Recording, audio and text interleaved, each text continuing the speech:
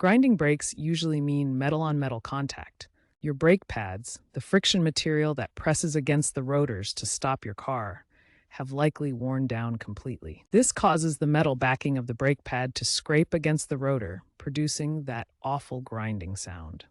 Other causes include contamination from dirt or rust, or improper installation of the brake components. Ignoring this noise is dangerous, as it indicates reduced braking efficiency and can lead to brake failure. The immediate solution for grinding brakes is to inspect your brake pads and rotors. If the pads are worn below 3 to 4 millimeters, they need replacing. Rotors that are deeply scored or warped should also be replaced or resurfaced by a professional.